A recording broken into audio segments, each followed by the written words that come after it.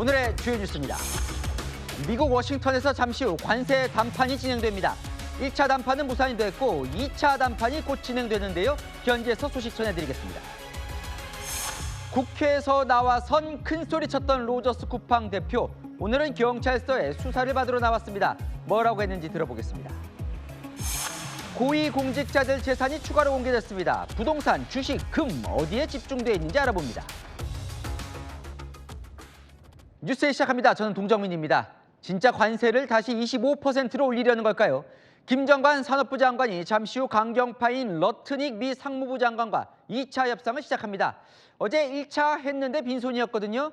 이 통산 라인 투톱의 워싱턴 방문 결과에 초미의 관심이 쏠립니다. 첫 소식 워싱턴에서 정다은 특파원이 보도합니다. 트럼프 대통령의 관세 재인상 발표에 대응하기 위해 미국 상무부를 찾은 김정관 산업통상부 장관.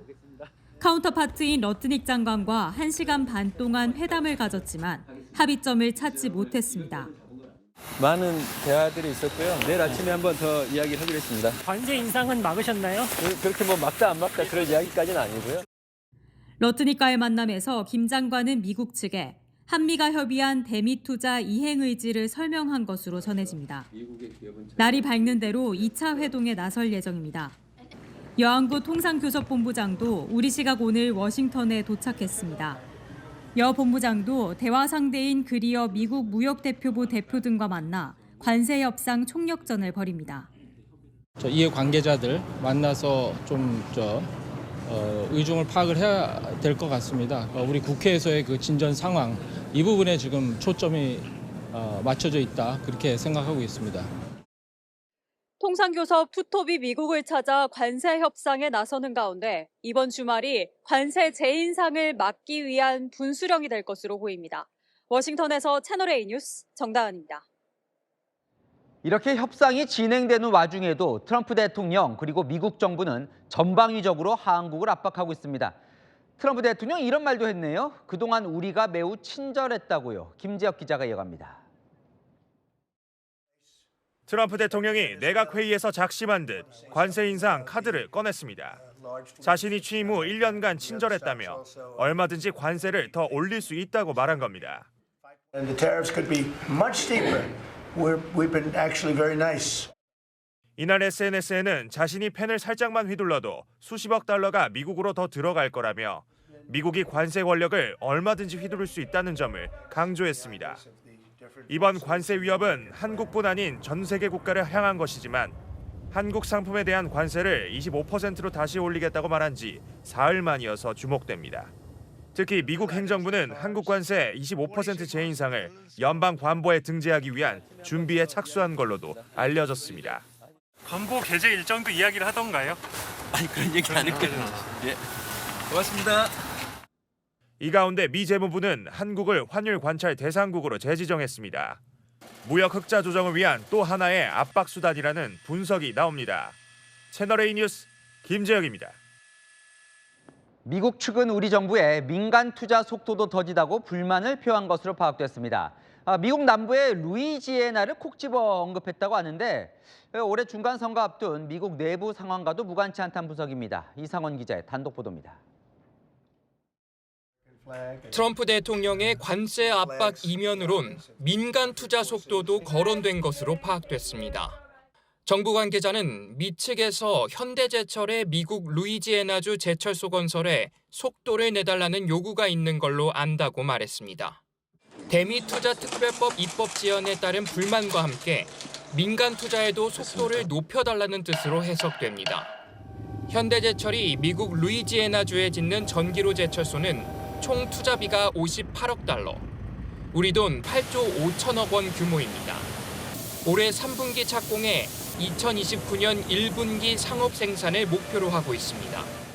한 외교 소식통은 대미투자 특별법과는 별개로 투자 이행을 얼른 하라고 압박하는 것이라고 설명했습니다.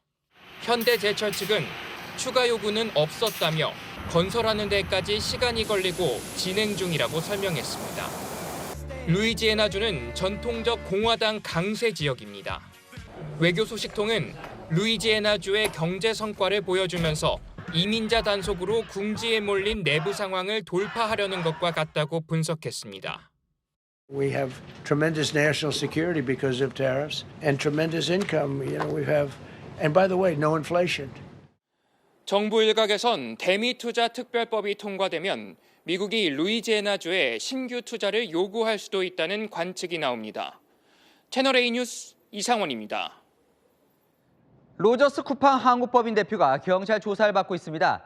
경찰과 협의 없이 중국 국적 피의자를 접촉하고 증거를 인멸했다는 혐의를 받고 있는데요. 그 조사가 진행 중인 경찰청에 취재 기자 나가 있습니다.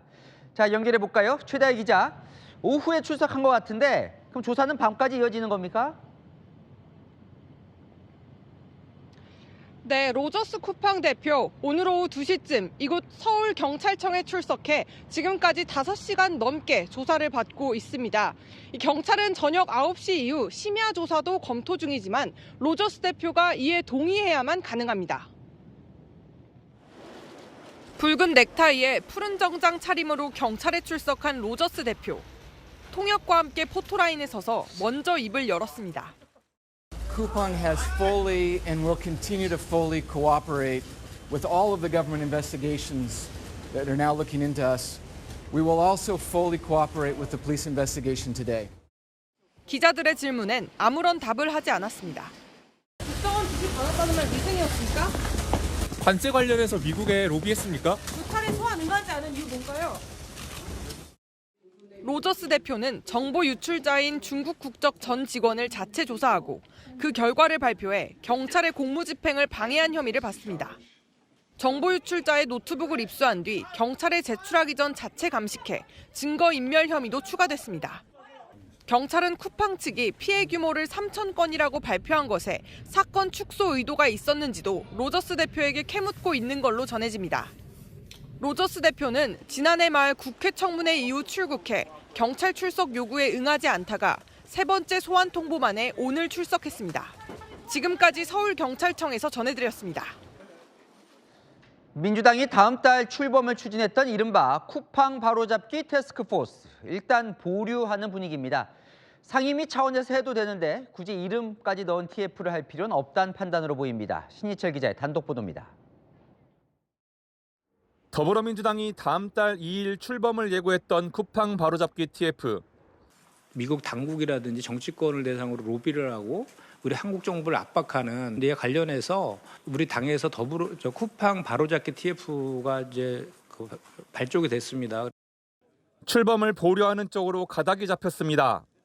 민주당 핵심 관계자는 특정 기업 이름까지 넣은 TF는 불필요한 오해를 낳을 수 있다며 각 상임위 차원에서도 충분히 쿠팡 사태를 다룰 수 있다고 말했습니다. 최근 벤스 부통령을 포함해 미국 정계 인사들이 미국 기업에 대한 차별이라며 국내 쿠팡 대응에 반발하는 기류를 반영한 것으로 해석됩니다. 민주당은 온라인 플랫폼법 추진도 완급 조절을 할 계획입니다. 앞서 트럼프 행정부는 우리 정부에 미국 디지털 기업이 불균형적으로 영향받지 않도록 보장해야 한다며 온풀법 추진에 반대하는 내용의 서한을 보낸 바 있습니다.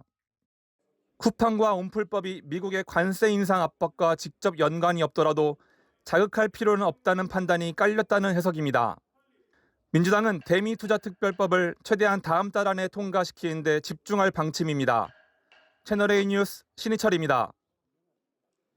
다음 소식입니다. 이해찬 전 총리 조문 국면에서 수면 밑으로 가라앉았던 이 민주당 내부 충돌이 이 문자 하나로 재점화되는 모양새입니다. 국무위원과 여당 의원 간 나눈 SNS 대화로 알려지는데, 자, 몰래한 약속을 뜻하는 미략이란 단어가 등장하죠. 합당을 둘러싼 재충돌, 이준성 기자 보도 보시고 한인 기자 이어갑니다.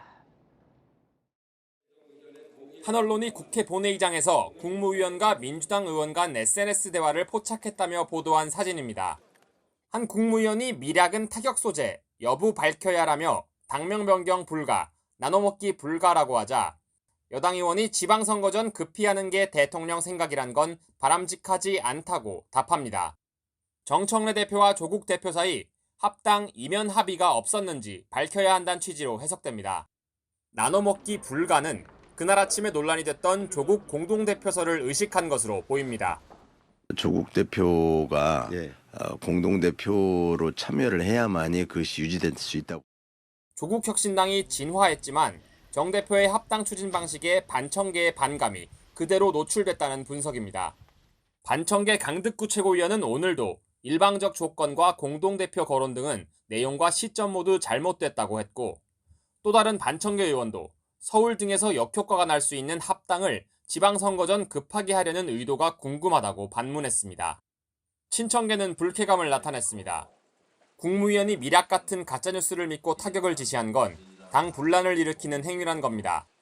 조국 혁신당 또한 근거 없는 미략설로 타격 소재 국리하는 모습에 강한 유감이라고 밝혔습니다. 고 이해찬 총리의 애도 기간이 끝나는 다음 주엔 1인 1표제 중앙위 표결까지 예정돼 있어 당권파와 비당권파의 갈등이 본격화할 거란 전망입니다. 채널A 뉴스 이준성입니다.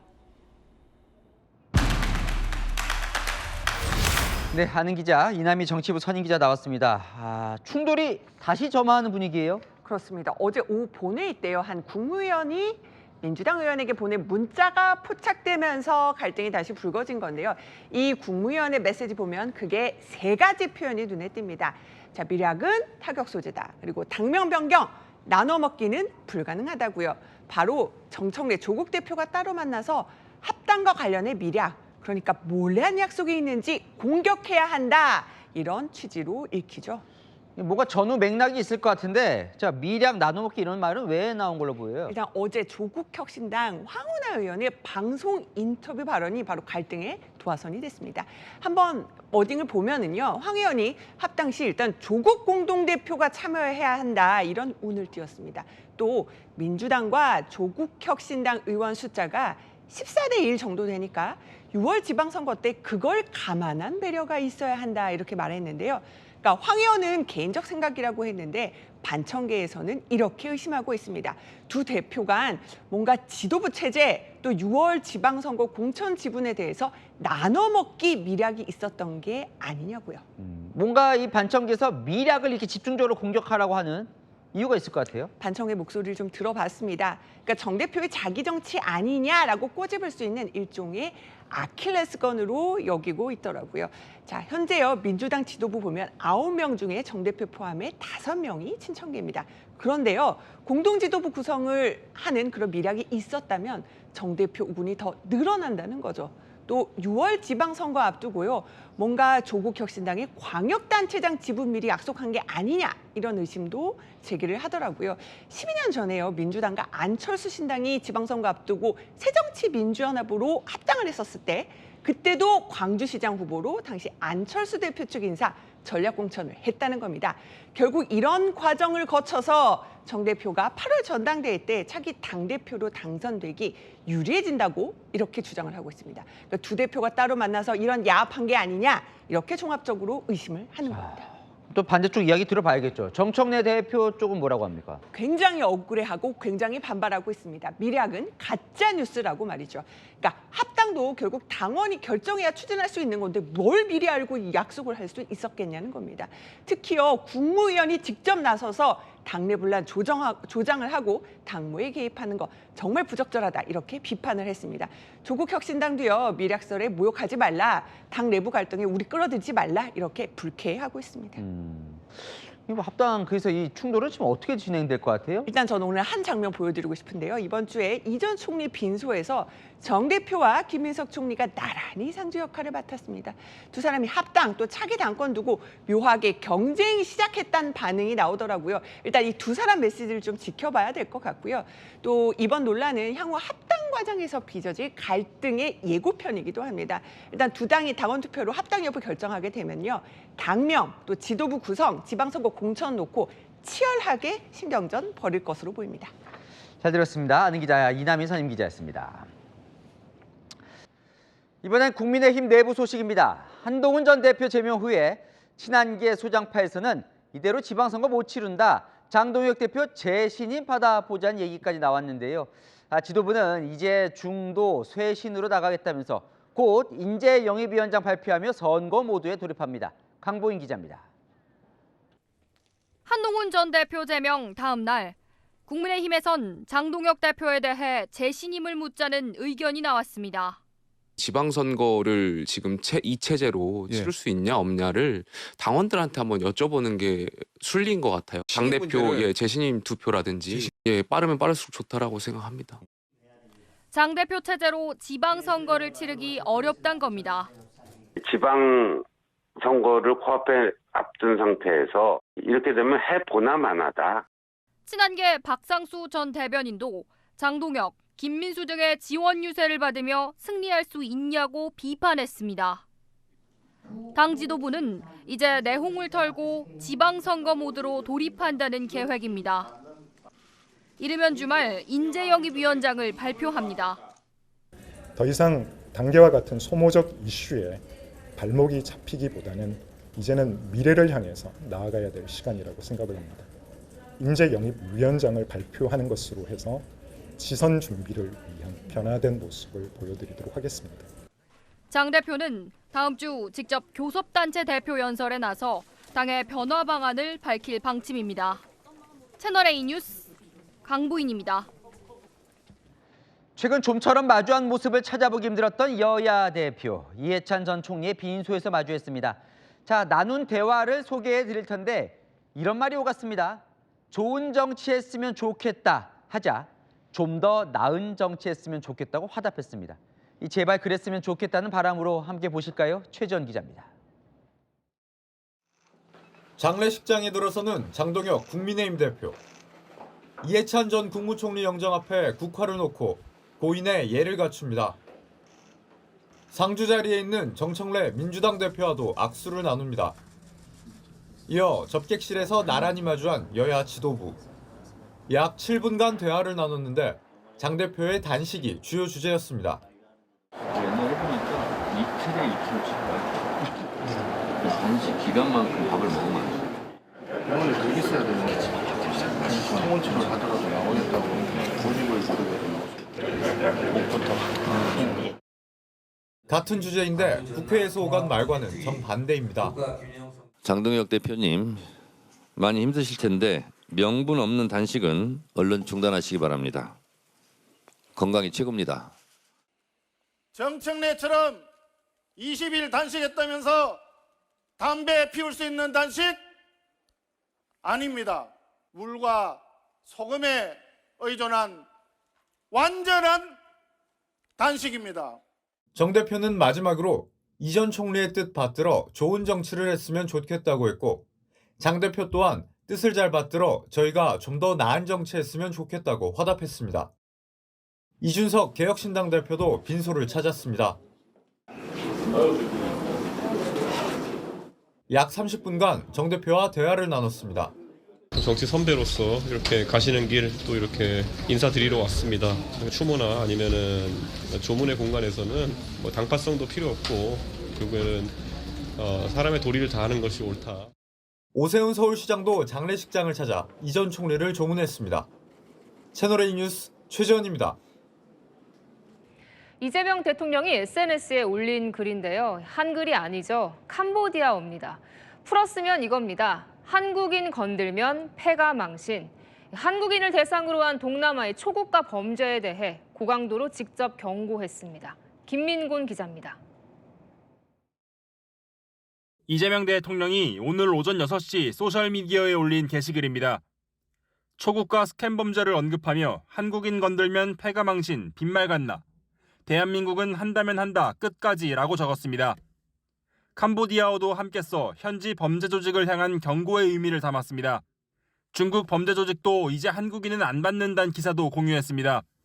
한국 경찰 수사관들이 한국인 구금 제보를 받으면 현지 범죄 단지를 들쑤시고 다닌다는 내용이 담겨 있습니다. 대한민국 국민들을 가해하면 국내든 국외든 패가 망신한다. 더 큰 손해를 본다는 점을 확실하게 보여주시기 바랍니다. 이 대통령은 나흘 전에도 캄보디아 현지 전담반과 영상회의에서 현지 언론에도 단속 실적을 많이 알리라고 한 바 있습니다. 김창룡 주 캄보디아 대사는 현지 시각 어제 캄보디아 실권자인 훈센 상원 의장을 만나 대응책을 논의했습니다.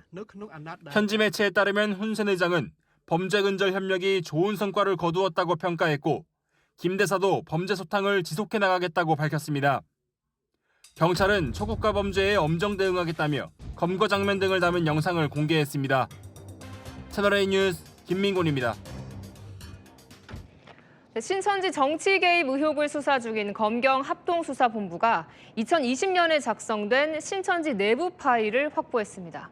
신도 667명의 명단이 담겨 있는데 합수본은 총선을 앞두고 지금 국민의힘 전신인 미래통합당 가입에 동원된 명단이 아닌지 들여다보고 있습니다. 수사가 21대 총선까지 확대될 가능성도 나옵니다. 송진섭 기자가 단독 보도합니다. 검경 합동수사본부가 확보한 신천지 내부 작성 엑셀 파일입니다. 제목은 총선 마띠아 당원 가입 명단. 마띠아는 신천지의 충청 지역 지파를 의미합니다. 파일엔 신도들의 이름과 전화번호, 주소 등 신상 정보가 적혔고 고유 번호까지 부여되어 있습니다. 파일 제보자는 지난 2020년 전후로 마띠아 지파가 작성한 뒤 총회 측에 보고했던 명단이라고 주장했습니다. 합수본은 실제 이 명단대로 당시 야당이었던 미래통합당 당원 가입을 시킨 정황이 있는지 확인 중입니다. 그동안 신도 동원 의혹이 불거진 건 주로 2023년 22대 총선을 앞둔 시기였습니다. 신천지 측은 탈퇴한 신도가 악의적으로 조작한 파일이며 정당 활동과는 전혀 무관하다는 입장인 걸로 전해졌습니다. 수사팀이 이번 명단 확인에 나서면서 수사 범위는 확대될 전망입니다. 오늘 오전엔 신천지 총회 본부와 평화연수원을 압수수색했습니다. 합수본은 출범 24일 만에 본격 강제 수사를 시작했습니다. 압수수색 영장엔 이만희 총회장이 피의자로 기재된 걸로 알려졌습니다. 채널A 뉴스 송진섭입니다. 법원이 김건희 특검의 과잉 수사를 또 지적했습니다. 김건희 여사 측에 고가품을 건넨 혐의를 받는 윤영호 전 통일교 본부장 사건에서인데요. 특검 수사 범위를 벗어났다며 일부 혐의에 대해선 재판 자체를 하지 않겠다 했습니다. 법원이 문제 삼은 대목이 뭔지 이기상 기자가 보도합니다. 통일교 한학자 총재의 해외 원정 도박 혐의와 관련해 수사 정보를 빼내고 증거를 인멸한 혐의로 기소된 윤영호 전 통일교 세계본부장. 법원은 윤 전 본부장에게 징역 1년 2개월을 선고하면서도 증거인멸 혐의에 관해선 공소기각 판결했습니다. 김건희 특검법이 정한 수사 범위를 벗어나 기소가 부당하다는 겁니다. 재판부는 국민적 관심이 지대하다고 수사 대상을 함부로 확대하는 건 과잉금지 원칙에 반한다고 지적했습니다. 김건희 특검이 수사 범위를 벗어났다는 법원 판단은 이번이 두 번째입니다. 특검팀은 양평고속도로 특혜 의혹과 관련해서도 담당 공무원의 뇌물 혐의를 기소했습니다. 국토부 서기관이 업무와 관련한 뇌물을 받은 범행 등에 대하여도 재판에 넘겼습니다. 하지만 법원은 공소기각 판결했습니다. 김 여사와 연관성이 없다는 겁니다. 재판부는 새 특검법이 시행되고 있어 이런 사례는 없어야 하지 않느냐는 심정이라며 우려했습니다. 국회 본회의를 통과한 2차 종합특검법은 총 17개 의혹을 수사 대상으로 정하고 있습니다. 채널A 뉴스 이기상입니다. 네, 사법농단 사태로 재판에 넘겨진 양승태 전 대법원장이 오늘 오후 2심에서 징역 6개월에 집행유예 1년을 선고받았습니다. 양 전 대법원장은 1심에서 무죄를 선고받았지만 항소심은 통합진보당 소송과 관련해 부적절한 보고서 작성을 지시한 혐의를 유죄로 판단했습니다. 네, 지난 대선 과정 등에서 이 불법 선거 운동을 한 혐의로 재판에 넘겨진 손연보 목사에게 법원이 유죄를 선고했습니다. 종교인의 정치 발언 어디까지 허용될 수 있는지 숱한 논란 속에서 사법부가 하나의 기준을 제시했습니다. 배영진 기자입니다. 보수 단체를 이끌며 윤석열 전 대통령의 탄핵 반대 집회를 주도한 손연보 목사. 지난해 대통령 선거와 부산교육감 재선거를 앞두고 불법 선거 운동을 한 혐의로 구속돼 재판에 넘겨졌습니다.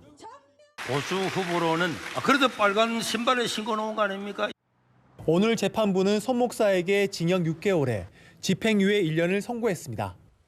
재판부는 교회 신도수, 유튜브 구독자 수 등을 볼 때 영향력이 상당하고 잠재적 유권자에게 잠재적 영향력을 행사한 것으로 보인다며 특정 후보를 당선이나 낙선시키려 한 것이라고 판결했습니다. 선관위 경고를 받고도 범행을 이어간 점 등은 죄책이 무겁다고 양형 이유를 설명했습니다. 손 목사 측은 종교의 자유와 표현의 자유 침해 등을 주장했지만 받아들이지 않았습니다. 손 목사는 종교와 정치는 구분할 수 없다며 항소하겠다는 뜻을 밝혔습니다. 앞서 벤스 미국 부통령은 김민석 국무총리를 만나 손 목사 체포 사건 등에 대해서 우려를 표한 바 있습니다. 이에 김 총리는 정치와 종교가 엄격히 분리된 상황에서 선거법 위반에 대한 조사가 있다는 점을 설명했다고 밝혔습니다. 채널A 뉴스 배영진입니다. 이 고위공직자들의 투자 포트폴리오 궁금하지 않으십니까? 이 공무원 중에 1급 이상, 그러니까 장관, 차관, 대통령실 수석 비서관, 각종 대사 등 모두 관보의 재산을 공개합니다. 오늘 362명이 추가로 공개됐는데요. 전에 공개된 것까지 모아서 장관 18명 평균을 내보니 재산 중 부동산은 48.9%, 거의 절반 가까이 되죠. 주식이 9.6%, 나머지 예금, 채권 이런 거였습니다. 부동산 비율이 높아 보이지만 국민 평균 포트폴리오와 비교하면 좀 낮은 수준입니다. 고위공직자의 재테크도 트렌드가 있습니다. 삼성 주식, 미국 주식, 순금, 비트코인 다양하더라고요. 이번에 공개된 인사 중에 재산 1위는 바로 이 사람, 노태우 전 대통령 아들 노재현 주중대사입니다. 530억 원, 어떻게 이 돈 마련됐는지 이현재 기자가 보도합니다. 새로 고위공직자 362명의 재산이 공개됐습니다. 현직자 재산 1위는 약 530억 원을 신고한 노재현 주중대사입니다. 고 노태우 전 대통령의 장남인 노 대사는 증권 자산만 213억여 원을 신고했습니다. 본인 명의로 엔비디아 주식 17,000여 주를 포함해 마이크로소프트 등 약 112억 원어치, 장남 명의로도 엔비디아 포함 약 60억 5천만 원어치를 보유했습니다. 여기에 본인 명의 건물과 주택, 모친 명의로 된 고 노 전 대통령의 연희동 사저 등 부동산 자산 약 132억 원을 신고했습니다. 예금도 126억 원 넘게 보유했습니다. 2위는 약 384억 8천만 원을 보유한 이찬진 금융감독원장입니다. 이 원장은 예금만 310억 원을 보유한 현금 부자였습니다. 현직 장관들 중에서는 네이버 대표를 지낸 최휘영 문화체육관광부 장관이 238억 7천여만 원으로 최고액을 기록했습니다. 최 장관은 재산의 약 61%가 주식이었고 부동산은 10% 정도였습니다. 채널A 뉴스 이현지입니다. 자, 이번엔 고위공직자들의 재산을 한번 뜯어보겠습니다. 어디에 투자를 하고 있는지 우현기 기자가 살펴봤습니다. 전현직 고위공직자들의 투자처를 분석해봤습니다. 금을 가지고 있다고 신고한 고위공직자는 모두 13명입니다. 가장 많이 보유한 공직자는 이찬진 금융감독원장으로 나타났습니다. 3kg 순금을 아내 명의로 가지고 있는데 신고 금액은 4억 4,700만 원, 현재 시세로는 8억 원을 넘습니다. 최근 상승 랠리를 이어가는 삼성전자 주식은 강경화 외교부 주미대사가 만주를 보유해 1위였는데 8억 6천만 원에 신고했습니다. 다수 고위공직자들은 해외 주식도 보유하고 있었습니다. 이찬진 금감원장은 취임 후 국내 주식은 다 팔았는데 애플, 테슬라, 월트 디즈니 등 미국 주식 약 1억 5천만 원은 보유한 것으로 나타났습니다. 이장형 청와대 법무비서관은 본인과 아들, 딸 명의를 합쳐 테슬라만 22,081주를 보유했는데 신고 당시 기준 94억 6천여만 원에 달합니다. 가상자산을 보유했다고 신고한 건 362명 중 84명입니다. 1위는 최동석 인사혁신처장으로 배우자와 함께 비트코인 14개와 이더리움 등 암호화폐 총 11종, 26억 7,400만 원을 보유했다고 신고했습니다. 다만 최 처장은 공직 취임 이후 거래 가능한 암호화폐는 모두 처분했다고 신고했습니다. 김남국 전 대통령 비서실 디지털 소통비서관은 두 번째로 많은 암호화폐를 가지고 있었는데 자기 이름을 딴 밈코인 포함 모두 70여 종, 12억 1,700여만 원이었습니다. 채널A 뉴스 우현기입니다. 네, 몸이 절로 움츠러드는 최강 한파가 열흘 넘게 이어지고 있습니다. 주말인 내일도 아침까진 춥지만 낮부턴 오랜만에 기온이 영상권으로 올라선다는데요. 이 한파가 언제쯤 한풀 꺾일지 현장에 나가 있는 취재기자 연결해 알아보겠습니다.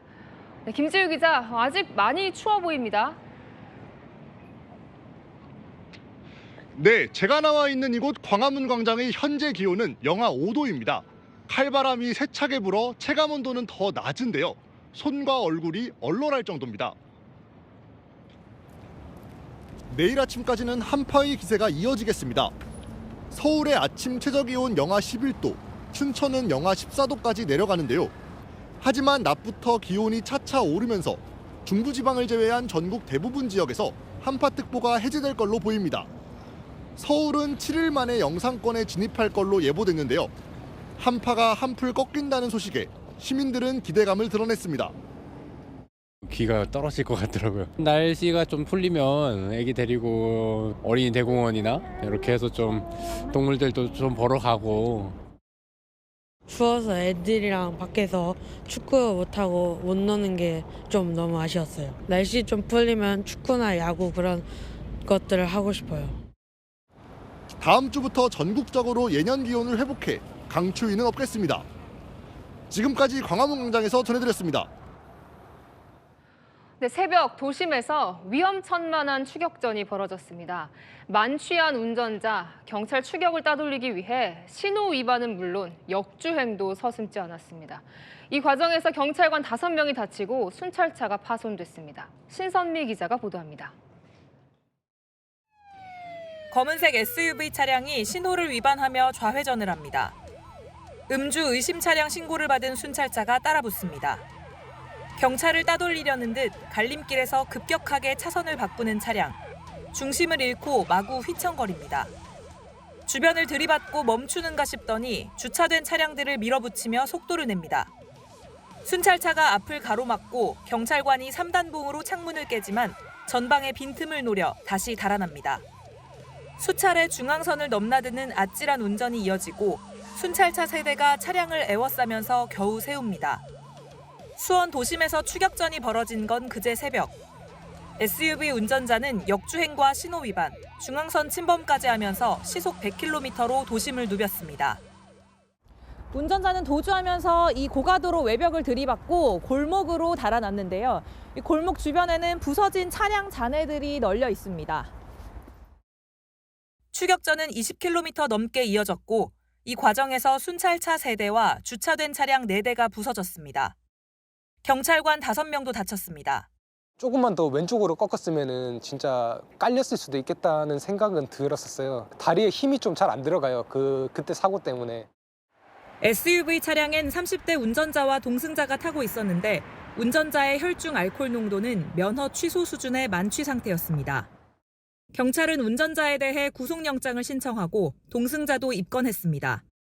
채널A 뉴스 신선미입니다. 네, 한파 속 대형 화재가 잇따르고 있습니다.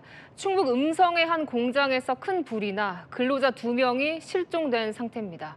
경남 김해의 비철금속 공장에서도 불이 났는데 소방차도 타버릴 정도로 긴박한 상황이 이어졌습니다. 허준원 기자입니다. 시뻘건 불길이 공장을 집어삼켰습니다. 외벽은 거의 녹아내렸고 연기는 하늘을 뒤덮습니다. 오후 2시 56분 물티슈와 기저귀 등을 만드는 공장에서 불이 났습니다. 소방당국은 대응 2단계를 발령하고 진화 중이지만 종이와 펄프 등 타기 쉬운 물질이 많다 보니 어려움을 겪고 있습니다. 공장 근로자 2명이 연락이 두절돼 이들을 찾는 작업도 진행 중입니다. 건물 전체가 화염에 휩싸였습니다. 불을 끌어온 소방차도 시커멓게 변했습니다. 하고 있습니다. 저기 소방차야? 네. 어제 저녁 6시 50분쯤 비철금속 재활용 공장에서 불이 났습니다. 소방당국은 15시간 넘는 진화 작업 끝에 큰 불을 잡았습니다. 인명피해는 없었지만 공장 4개 동과 소방차 2대가 모두 탔습니다. 물과 접촉하면 폭발할 위험이 있는 알루미늄 등 비철금속이 다량 보관돼 진화에 어려움이 컸습니다. 화재 특성상 우리가 주수 소화를 할 수가 없습니다. 건조사를 동원해서 소화를 하는 방법과 평창질석을 이용해서 소화하는 방법이 있습니다. 소방당국은 불을 모두 끄는 대로 화재 원인과 피해 규모 등을 조사할 예정입니다. 채널A 뉴스 허준원입니다. 마을 묘지의 여러 무덤 위에 의문의 흰 가루가 뿌려졌습니다. 확인해보니 소금이었는데요. 남의 조상묘에 대체 왜 이런 일을 벌인 건지 경찰이 용의자를 쫓고 있습니다. 배유미 기자입니다. 충북 옥천군의 시골 마을. 야산에 자리 잡은 묘지 곳곳에 하얀 눈이 내린 것처럼 보입니다. 가까이 가봤습니다. 하얗게 덮인 건 다름 아닌 소금입니다. 누군가 고의로 뿌린 겁니다. 과원 둘러보다가 그래 이제 묘가고 근처에 있어도 허연 게 있걸래 수도 가봤더니 소금을 이렇게 뿌려져 있어갖고 그래서 내가 깜짝 놀랐지. 이런 식으로 피해를 당한 묘지는 11기. 묘 주인도 전부 다릅니다. 주변 CCTV에선 지난 10일 렌터카를 타고 온 2명이 소금 포대를 들고 묘지로 올라가는 장면이 포착됐습니다. 소금을 한 푸대를 들고 와서 묘가 3기가 있는데 2기에다 붙더라고요. 그러더니 푸대를 버리고 다시 차에 가서 또 꺼내오더라고요. 경찰은 미신적 소행에 무게를 두고 이들을 쫓고 있습니다. 신원이 확인되는 대로 재물 손괴 혐의로 입건할 방침입니다. 채널A 뉴스 배유미입니다. 살인 사건이 벌어졌다는 신고에 경찰 60여 명이 긴급 출동했습니다. 4시간 넘게 집집마다 문을 두드리며 수색에 나섰지만 아무 흔적도 발견되지 않았습니다. 허위 신고로 결론 내렸는데요. 장난삼아 그랬을지 몰라도 이런 일 자꾸 되풀이되면 정말 필요한 곳에 공권력이 제때 투입되지 못할 수 있습니다. 홍지혜 기자입니다. 대낮 건물 앞에 모여든 경찰관들. 지구대 직원부터 형광색 외투의 기동대원, 사복 차림 형사들까지 보입니다. 건물 안으로 들어가 집집마다 문을 두들기며 탐문합니다. 서울 관악구에서 살인사건 발생 신고를 받고 경찰 60명이 긴급 출동한 건 어제 오전 11시 50분쯤. 신고자가 정확한 주소를 말하지 않고 전화를 끊으면서 수색은 난항을 겪었습니다. 신고자의 휴대전화 위치 정보가 뜬 곳인데요. 경찰은 이 근방의 건물들을 5시간 가까이 수색했습니다. 건물들을 한 번에 4-5명씩 조를 짜서 꼭대기서부터 아래까지 다 훑어서 내려오더라고요. 장시간 수색에도 사건 의심 흔적은 발견되지 않았고 경찰은 허위 신고로 잠정 결론 내렸습니다. 신고자 휴대전화는 보이스피싱 의심 전화로 분류돼 발신 정지 상태였던 걸로 전해졌습니다. 경찰 관계자는 피싱범이 일반 발신 전화가 차단되자 긴급 전화로 허위 신고했을 가능성이 있다고 설명했습니다. 경찰에 걸려오는 허위 신고는 최근 3년 새 30%가량 늘어난 상황. 경찰은 허위 신고자를 추적하고 있습니다. 채널A 뉴스 홍지혜입니다. 서울 강남의 지하철역 화장실에서 뱀 2마리가 발견됐습니다. 누군가 버리고 간 건데 이 중 한 마리는 국제 멸종 위기종이었습니다. 어떤 사연인지 김승희 기자가 취재했습니다. 투명한 플라스틱 통에 얼룩무늬 물체가 담겨 있습니다. 지난 4일 강남 수서역 화장실에서 발견된 뱀입니다. 화장실을 이용하던 시민이 변기 선반 위에 놓인 쇼핑백을 발견했는데 안을 보니 투명한 플라스틱 통 2개에 뱀이 1마리씩 들어있던 겁니다. 화장실에서 뱀을 발견한 시민은 곧바로 영무실에 전화를 걸어 신고했습니다. 화장실에 뱀 2마리가 있다. 그래서 이제 저희가 빨리 확인을 해서 갔거든요. 이제 애완동물답게 굉장히 좀 길이와 넓이가 좀 작은 형태의 뱀이었다고. 한강유역환경청 확인 결과 이 중 1마리는 볼파이톤, 국제 멸종위기 2급으로 분류되는 희귀종입니다. 뱀은 곧바로 국립생태원으로 긴급 이송됐습니다. 겨울 날씨에 오랫동안 방치될 경우는 오히려 뱀이 더 위험할 수 있는, 뱀이 성장함에 따라 더 넓은 사육장으로 이제 맞춰서 이제 이동을 해줄 계획입니다. 함께 발견된 블랙킹 스네이크 1마리는 일반인에게 입양됐습니다. 수서역은 뱀을 버리고 간 용의자를 파악하는 대로 경찰에 고발할 방침입니다. 현행법상 동물을 유기하면 300만 원 이하의 벌금에 처해질 수 있습니다. 채널A 뉴스 김승입니다. 개인정보 안전지대가 있을까 하는 생각이 들 정도입니다. 서울시 공공자전거 따릉이에서 이용자 450만 명의 대규모 개인정보 유출 사고가 터졌습니다. 정윤아 기자입니다. 서울시 공유자전거 따릉이의 회원 정보가 유출됐습니다. 현재까지 확인된 피해 규모는 최소 450만 명으로 전해집니다. 전체 가입자 510만 명 중 90%에 가까운 규모입니다. 따릉이 전용 앱에서 회원 가입을 해봤는데요. 이렇게 이름, 주민번호, 전화번호까지 모두 입력해야 합니다. 이용자들은 불안함을 호소합니다. 시에서 운영하는 건데 개인정보가 유출되다 보니까 좀 걱정이 많이 되는 것 같아요. 유출이 됐다고 하니까 평소보다는 덜 사용하거나 아마 이제는 사용을 안 할 것 같기도 합니다. 유출 의심 흔적을 발견한 경찰은 유출자와 경로를 추적 중입니다. 외부 해킹 가능성도 배제하지 않은 걸로 전해집니다. 서울시는 비상 대응 체계를 가동해 보안 강화 조치에 나섰습니다. 채널A 뉴스 정윤아입니다. 정부가 어제 과천 경마장, 태릉 CC 등에 주택 공급하겠다고 대책을 내놨죠. 이 보면 전에도 주민들 반발 때문에 흐지부지된 곳들 꽤 있는데 이번에도 또 반발이 터져 나오고 있습니다. 김세인 기자입니다. 9,800가구 대규모 공급이 예고된 과천 경마장. 인근 주민들은 도로가 더 막힐까 걱정이 됩니다. 올해 15분이면 통과했어요. 과천 메인에서. 근데 지금 3배의 3배. 출퇴근 시간에는 과천 시민 아마 여리문 9이 반대할 거예요. 과천시도 마사회 노조도 공식 입장을 내고 반발하고 있습니다. 용산에서는 만가구 공급 산출 근거를 공개하라는 정보 공개 청구 움직임도 나왔습니다. 설마 했습니다. 주민들이 기대했던 거랑 전혀 반대되는 그 개발이 사업이 되는 것이기 때문에 되게 실망감이 크죠.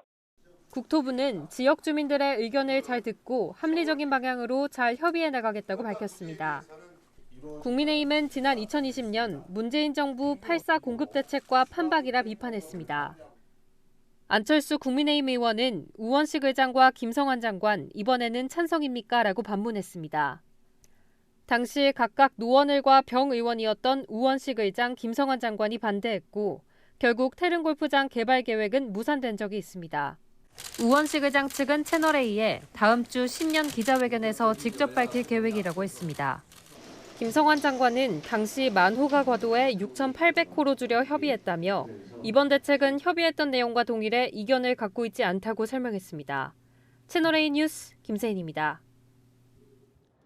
새벽부터 오픈런, 이번엔 어디일까요? 두바이 쫀득 롤, 두쫀 롤 케이크를 팔기 시작한 스타벅스입니다. 자영업자들은 안 그래도 원재료 구입이 쉽지 않은데 대기업까지 가세하면 더 힘들어질까 걱정도 나옵니다. 윤수미 기자가 취재했습니다. 매장 앞에 긴 줄이 늘어섰습니다. 오늘부터 판매하는 스타벅스 두쫀 롤을 구매하기 위해 오픈 시간 전부터 사람들이 몰린 겁니다. 5시 50분에 방문했는데 생각보다 앞에 7분이나 계셔서 좀 많이 놀랐었는데요. 핫팩 2개랑 롱패딩에 귀마개까지 좀 단단하게 준비를 하고 왔었습니다. 6개 매장에서 매일 40개 정도 판매합니다. 파리바게뜨에선 하루 3번 정해진 시간에 두쫀볼을 판매하는데 순식간에 동이 납니다. 개인 카페에서 시작된 두바이 쫀득 쿠키, 이른바 두쫀프 열풍에 대기업도 가세한 겁니다. 대기업에서 팔면은 예약 같은 걸로도 좀 쉽게 되니까 저는 있으면 사 먹을 것 같아요. 가격이 너무 비싸면은 굳이 안 사 먹을 것 같긴 해요. 한번 먹어보고 별로면은 그냥 원래 먹던 카페에 갈 것 같아요. 자영업자들은 걱정이 큽니다. 가뜩이나 원재료 구하기가 쉽지 않은 상황에서 대기업까지 가세하면서 경쟁이 더 치열해질 수 있다는 겁니다. 시간이 갈수록 더 피해가 생기지 않을까, 매출이 조금씩 줄어들지 않을까라고, 거기는 더 잘 길을 뚫어서 재료를 받을 수 있으니까. 한국식 디저트 유행이 전 세계로 확산되고 있습니다. 두바이 현지에서도 한국 쫀득 쿠키로 판매되는 등 역수출됐습니다. 채널A 뉴스 윤수민입니다. 이 김 한 장에 100원, 믿어지십니까? 이 가격이 왜 이렇게 올라나 봤더니 외국인들이 좋아해서 수출이 많이 됐다고 합니다. 그만큼 국내 물량이 줄어든 거죠. 수출 효자 상품이 된 건 반가운 일인데 그러다 보니 또 밥상 물가가 걱정입니다. 김태우 기자입니다. I thought this would be nasty. This is actually fire. 외국인들의 입맛을 사로잡은 한국 김의 인기는 식을 줄 모릅니다. Because the quality and the taste is very nice. 友人の中ではみんな嫌いな人はいないんでみんな海苔食べます。 K푸드 인기에 힘입어 마른 김 수출 물량은 꾸준히 늘고 있는 가운데 국내 생산량은 연간 4만 톤 안팎입니다. 1년에 생산되는 김 3분의 1 이상이 수출로 먼저 향하는 구조가 형성됐습니다. 이 때문에 국내 소비 물량이 줄면서 가격 인상으로 이어지고 있다는 지적이 나옵니다. 마른 김 도매가는 지난 2024년 100장에 12,000원 선을 넘은 이후 현재까지도 만 원대를 유지하고 있습니다. 이 마른 김 가격은 3년 전엔 장당 50원에 가까웠는데요. 지금은 2배 넘게 올라 한 장에 100원이 넘습니다. 곱하기 2가 된 거나 마찬가지죠. 김밥도 먹기가 좀 부담스럽다고. 예전에는 간단하게 김밥 해 먹거나 아니면 조미기 반찬으로 많이 올랐었는데 지금은 예전보다는 적게 먹는 편이죠. 김 수출량이 단기간 달라진다고 해도 한 번 올라간 김 가격이 내려오기 쉽지 않다는 분석도 나옵니다. 채널A 뉴스 김태우입니다. 참 살다 보니 이제 마트에서 휴머노이드 로봇을 파는 시대가 왔습니다. 한 대형마트가 노인과 대화하면서 약 챙겨주는 로봇, 감정 표현해주는 로봇 등을 팔기 시작했는데요. 이 가격은 얼마나 하는 걸까요? 장원임 기자가 보도합니다. 무술 선수처럼 주먹을 내지르고 연이어 발차기 동작을 선보입니다. 넘어질 듯 말 듯 균형을 유지하자 환호성이 터져 나옵니다. 인터넷 봤을 때는 기계라서 좀 이상하다, 기계하다 생각을 했는데 실제로 보니까 좀 귀엽고 신기한 것 같아요. 이렇게 제가 직접 인사를 하게 되면 사람처럼 자연스럽게 반응하는데요. 오늘부터 마트에서 3,100만 원에 판매를 시작했습니다. 지난 CES 2026에서 화제를 모은 중국 기업의 휴머노이드 로봇인데 이제는 전시장이 아니라 마트에서 직접 보고 살 수 있게 됐습니다. 저 인간 로봇형은 그래도 뭐 한 300에서 500 정도 하지 않을까요? 3,100만 원이요. 여건만 되면은 얼마든지 빨리빨리 하고 싶죠. 생활 밀착형 로봇들도 함께 공개됐습니다. 노인과 일상 대화를 나누고 약 복용을 모니터링하는 시니어 돌봄 로봇, 10만 원에서 100만 원대에 이르는 1,000가지 넘는 감정 표현이 가능한 반려 로봇까지 모두 14종입니다. 동물 같은 로봇들을 실제로 보는 것 같아서. 미래 기술로만 여겨졌던 로봇이 골라 살 수 있는 생활 가전의 영역으로 들어왔습니다. 채널A 뉴스 장뿌림입니다. 네, 미국이 이란을 겨냥해 핵 정찰기까지 동원한 것이 포착됐습니다. 이 정찰기 지난해 트럼프가 이란 핵시설에 폭격을 단행하기 직전 중동에 배치했던 기종입니다. 이란도 물러서지 않으면서 중동에서 전운이 짙어지고 있습니다. 이현용 기자입니다. 항공모함 링컨호 등 미 군함 열척이 중동에 배치된 데 이어 핵 탐지기로 불리는 콘스턴트 피닉스호가 영국 내 미군 기지에 착륙한 모습이 현지 언론에 포착됐습니다. 지난해 6월 이란 핵시설 폭격 직전에도 미국은 이 정찰기를 중동으로 파견했습니다. 미국이 최근 중동 내 군사 자산을 눈에 띄게 늘리고 있는 가운데 뉴욕타임스는 트럼프 대통령이 이란을 겨냥해 기존보다 수위를 높인 새로운 군사 옵션을 검토 중이라고 보도했습니다. 헤그세스 미 국방장관도 군사적 공격 가능성을 부인하지 않았습니다. We will be prepared to deliver whatever this president expects of the War Department. 이란 역시 강경합니다. 핵 프로그램을 포기하는 수준의 협상에는 나서지 않겠다는 입장입니다. 이란 외교 소식통은 미국이 합의와 전쟁이란 선택지를 주면 전쟁을 택할 것이라고 밝혔습니다. ممکنه با آقای ترامپ باشه ولی پایانش در اختیار اون نیست.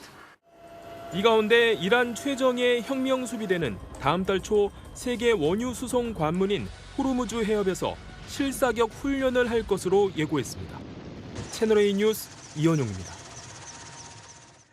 러시아가 우크라이나 발전소와 전력망을 집중 타격하면서 혹한 속 우크라이나 주민들은 고통받고 있습니다.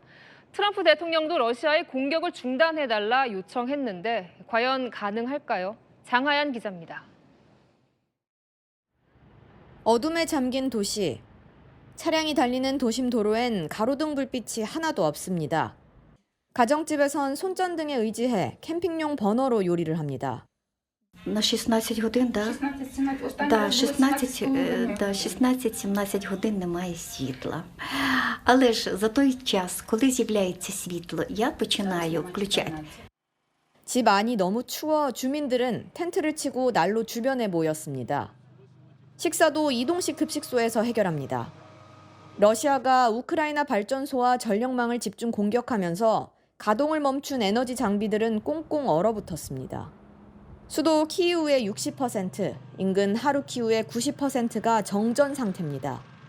주말 키이우의 기온은 영하 24도까지 떨어질 것으로 보이고 일부 지역은 영하 30도까지 떨어진다는 예상도 나옵니다.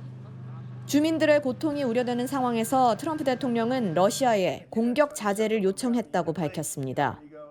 I personally asked President Putin not to fire on Kiev and the cities and towns for a week during this. It's extraordinary. It's not just like cold, it's extraordinary cold. And he agreed to do that. 종전 협상 중에도 민간인 공격을 이어가고 있는 러시아가 실제 중단을 검토할지는 확인되지 않고 있습니다. 채널A 뉴스 장하연입니다. 미국의 통상 안보 압박이 거세지는 가운데 서방 정상들이 중국과 밀착 외교에 나서고 있습니다. 스타머 영국 총리 능숙한 젓가락질도 뽐냈는데요. 문예빈 기자입니다. 중국인들에게 둘러싸인 채 활짝 웃으며 기념사진을 찍는 키어 스타머 영국 총리. 직원이 기념 선물을 건네자 중국어로 감사 인사를 전합니다. 이날 스타머는 식사 내내 능숙한 젓가락질을 해 직원들의 감탄을 자아내기도 했습니다. 他们就是筷子用得很溜，就每个人都是用那个筷子啊，然后也会用那个中文来跟我们交流，中文还特别好。 중국 역시 영어하는 화동까지 내세우며 8년 만에 영국 총리를 환영했습니다. 2박 3일간의 방중을 마친 뒤 영국 총리실은 시진핑 주석이 11년 만에 영국을 찾아 답방할 수 있다는 가능성도 내비쳤습니다. 최근 이런 서방 정상들의 중국 밀착 외교가 이어지고 있습니다. 지난달 중국을 찾은 마크롱 프랑스 대통령은 현지 선수들과 치열한 탁구 경기를 벌였고 오르포 핀란드 총리, 마틴 아일랜드 총리도 방중해 자금성을 둘러봤습니다. 미국의 압박 속에서 서방 국가들이 중국과의 관계 회복을 통해 돌파구를 찾으려 한다는 분석이 나옵니다. 채널A 뉴스 문예빈입니다. 한일 국방장관 넥타이를 풀고 탁구대 앞에 섰습니다. 한일 정상의 드럼 합주에 이어 핑퐁 외교를 재현한 건데요. 일본 요코스카에서 전해온 소식 김정근 기자가 보도합니다. 안규백 국방장관과 고이즈미 신지로 일본 방위상이 나란히 입장하는 곳 탁구장입니다. 탁구채를 받아든 한일 국방장관, 넥타이까지 풀었고 안 장관은 셔츠 소매까지 걷어 붙였습니다. 안 장관의 서브로 시작되는 한일 국방장관 탁구 경기. 고이즈미 방위상이 실수하자 탄성이 터져나옵니다. 결과는 2대2 무승부. 환하게 기념사진도 찍습니다. 한일 국방장관이 오늘 일본 요코스카에서 만나 회담을 진행했습니다. 두 장관은 한반도 근해 선박 사고 때 양국 함정이 함께 대응하는 수색 구조 훈련을 재개하기로 했습니다. 2018년 일본 해상자위대 함정의 우길기 개항 논란과 초계기 갈등으로 국방 협력이 단절된 지 9년 만입니다. 안 장관은 요코스카에 있는 미 7함대를 둘러보며 한미일 공조를 강조했습니다. 북한과 러시아의 기술 이전 등 여러 가지 동북아 정세가 요동치고 있는 가운데 사령관님의 역할이 앞으로도 증대되리라고 생각하고 있습니다. 고이즈미 방위상은 고이즈미 전 일본 총리의 차남입니다. 보름 전 피트 헤그세스 미 국방장관과도 운동복을 입고 아침 운동을 함께하며 동맹을 과시했는데 안 장관에게도 직접 탁구 경기를 제안한 걸로 전해집니다. 채널A 뉴스 김정근입니다. 일본 도쿄의 도심에서 6중 추돌 사고가 나 한 명이 숨졌습니다. 총리 관절을 빠져나온 관용차가 시속 130km로 달린 걸로 조사됐습니다. 조민기 기자가 보도합니다. 일본 도쿄의 한 거리. 흰색 승용차가 교차로에 들어서는 순간 검은색 차량이 빠른 속도로 측면을 들이받습니다. 사고 충격으로 흰색 승용차가 택시를 덮치면서 도로는 아수라장으로 변합니다. 지난 20일 밤 일본 내각부의 관용차가 6중 추돌 사고를 냈습니다. 이 사고로 택시 승객 1명이 숨지고 6명이 다쳤습니다. 사고 차량을 운전한 건 내각부 위탁을 받은 차량 관리회사 소속 60대 남성으로 현재 입원 중입니다. 현재 경찰은 차량이 총리 관저에서 빠져나온 직후 시속 130km로 달려 사고를 낸 걸로 보고 있습니다. 시민들이 육교 아래로 떨어지려는 여성의 양팔을 붙잡고 있습니다. 대형 탱크로리는 여성이 떨어질 수 있는 지점으로 후진하고 트럭 위에 올라탄 시민들이 여성을 받을 준비를 합니다.